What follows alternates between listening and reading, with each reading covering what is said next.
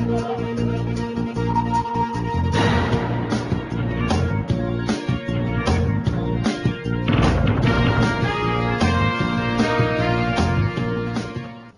আলাইকুম। সোজা কথা অনুষ্ঠানে আপনাদের সবাইকে স্বাগত জানাই। দেশে এবং বিদেশে বসে যারা দেশ টিভির এই অনুষ্ঠান দেখছেন তাদের সকলের জন্য আমাদের শুভেচ্ছা। আমাদের আজকের অনুষ্ঠানের বিষয় টিআইবির খানা জরিপ। এই অনুষ্ঠানে অংশগ্রহণ করার জন্য যারা স্টুডিওতে আমন্ত্রিত হয়েছেন তাদের সঙ্গে আপনাদের পরিচয় করিয়ে দিই। সামনে আমার বাঁ দিকে রয়েছেন সৈয়দ আমিরুল ইসলাম, তিনি সাবেক বিচারপতি। তার পাশে রয়েছেন ডক্টর ইফতেখারুজ্জামান, তিনি ট্রান্সপারেন্সি ইন্টারন্যাশনাল বাংলাদেশের নির্বাহী পরিচালক।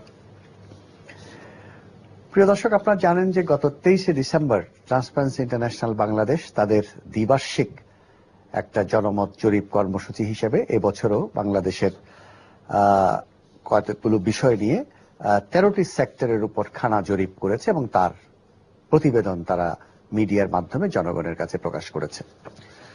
এবং এই খানা জরিপে দেখা গিয়েছে যে দুর্নীতির শীর্ষে রয়েছে বিচার বিভাগ, আর তারপরে শুরু হয়েছে সারা দেশব্যাপী আলোড়ন। সর্বশেষ আজকের খবর হলো কুমিল্লা এবং চট্টগ্রামে মিলে 3টি মামলা হয়েছে টিআইবির বিরুদ্ধে। তার মধ্যে কুমিল্লার মামলাটি সকালে করে বিকেলে প্রত্যাহার করে নেওয়া হয়েছে। চট্টগ্রামে যে মামলা হয়েছে তাতে সমন জারি করা হয়েছে টিআইবি ট্রাস্টি বোর্ডের চেয়ারম্যানের বিরুদ্ধে।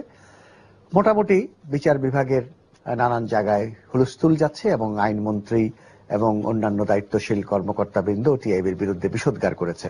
আমরা মূল আলোচনায় যাওয়ার আগে কিছু ক্লিপিংস দেখব।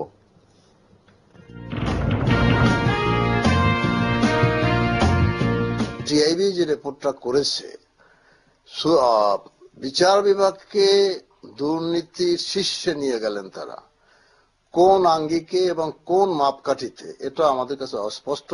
তবে বিচার বিভাগ দুর্নীতিগ্রস্ত, এটা কিন্তু আমাদের দেশের জন্য, আমাদের গণতন্ত্রের জন্য একটা ভয়াবহ ব্যাপার।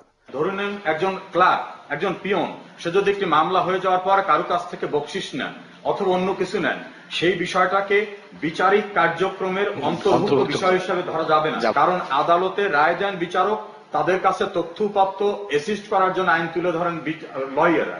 এখানে যে কিছু নাই এটা আমরা কোনো সময় বলবো না, কিন্তু এটা বস্তু নির্বাহ উচিত। একটা সঠিক তথ্য ভিত্তিক কোন উপাদান ছাড়া এই ধরনের একটি প্রতিবাদ বা প্রতিবেদন, এটা বিচার বিভাগের জন্য, দেশের জন্য, জনগণের বিচার বিভাগের আস্থা হানির একটা সম্ভাবনা থাকে। বিচার বিভাগের সুনাম নষ্ট করার একটা হাতিয়ার হিসেবে তারা ব্যবহার করেছে। উদ্দেশ্য যে খুব মহৎ তাও বলা যায় না। মামলা হয়েছে এক কথা বলা যায়, এটা তো একটু দুঃখজনক, কারণ আমরা তো কারো ব্যক্তিগত কারো বিরুদ্ধে কোনো আক্রোশনা করি নাই। থানা জরিপের আগে করা হয়েছে একাধিকবার, তারই রেজাল্ট আমরা গত 23 তারিখে জরিপের যে ফলাফল সেটা প্রকাশ করেছি। মামলা করতে দিতে কোনো পথ না, আমাদের আইনি প্রক্রিয়া যাবো, আমরা আলোচনা করছি কিভাবে আমরা প্রসিড করবো এবং আমরা ফেস করবো, সেটাই চিন্তা ভাবনা করছি। খান সরার মোর্শেদ সাহেব আছেন, ওনার স্ত্রী তো তারপর দীপুমণির হাজবেন্ড, উনি আমাদের ট্রাস্টি, মাহফুজা নাম সাহেব আমাদের ট্রাস্টি। এরা কি সব যুদ্ধাপরাধীদের পক্ষের লোক, নাকি আমাকে দাঁড়িয়ে দেখে মনে করছেন যে আমি যুদ্ধাপরাধীদের পক্ষের লোক? বুঝলাম না কিছু। মানে এই ধরনের কমেন্ট করাটা অত্যন্ত দুর্ভাগ্যজনক। ওপিনিয়ন এই তো জনমত ছাড়বে, জনমত যদি এটা মনে করে তো তাদের প্রশ্নবিদ্ধ হয়েই আছে, নতুন করে প্রশ্নবিদ্ধ হওয়ার তো কোনো প্রশ্ন নাই।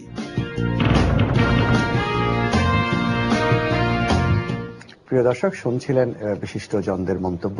আমি প্রথমে ডক্টর ইফতেখারুজ্জামানকে জিজ্ঞাসা করতে চাই যে এই খানা জরিপ কি পদ্ধতিতে হয়েছে এবং কতজনের মধ্যে হয়েছে, কিভাবে হয়েছে?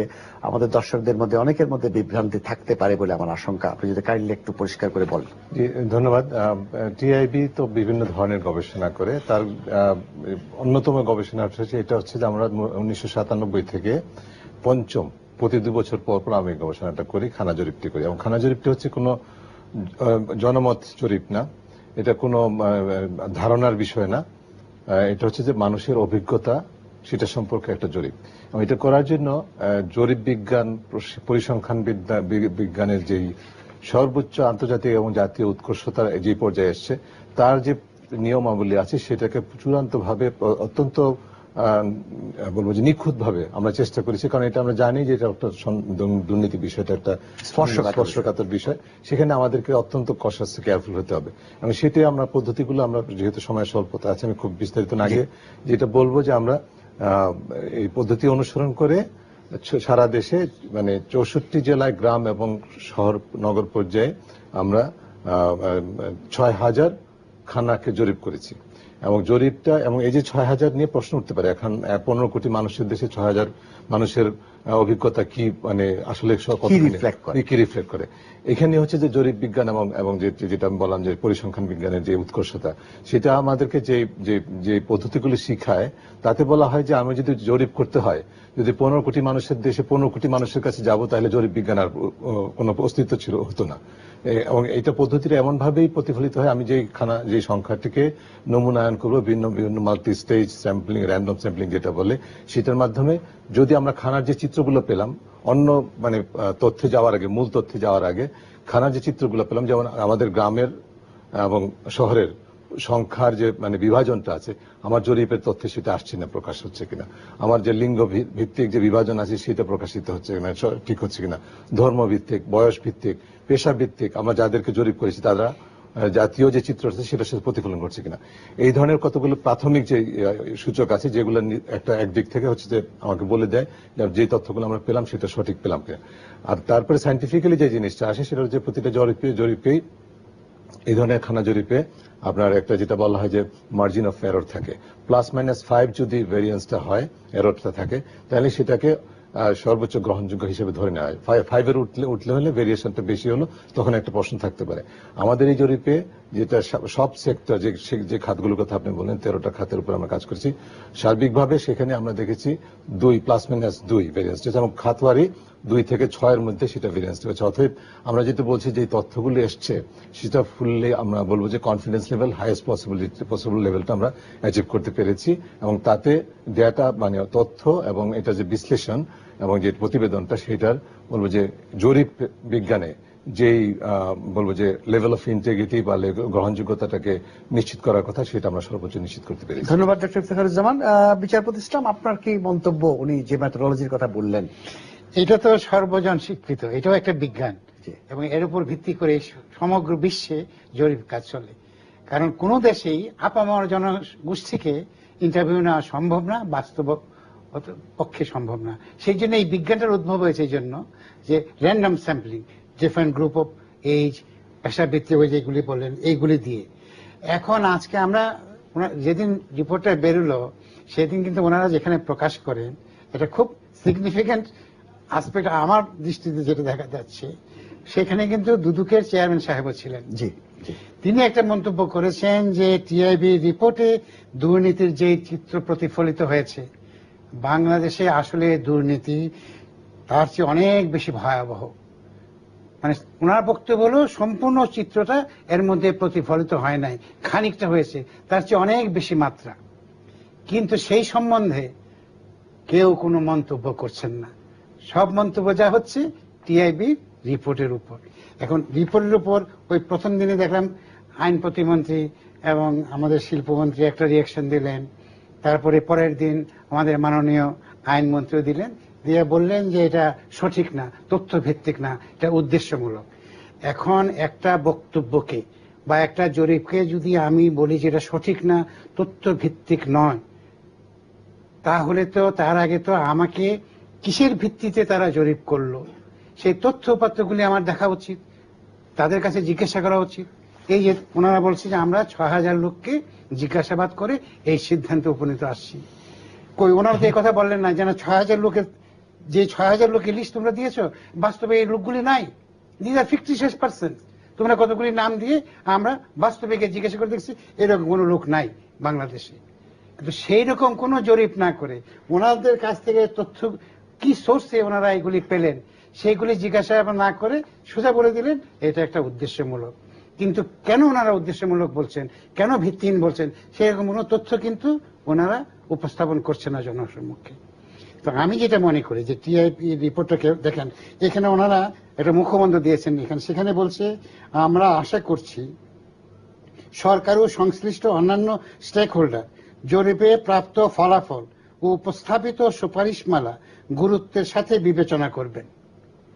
এটাকে সুতরাং সরকার বা স্টেক হোল্ডাররা টিআইবি কে প্রতিপক্ষ মনে না করে, যে তাদের বন্ধু মনে করে, যে সমাজের আসল চিত্রটা ওনাদের সামনে তুলে ধরেছেন, কোথায় কোথায় অ্যাড্রেস করতে হবে।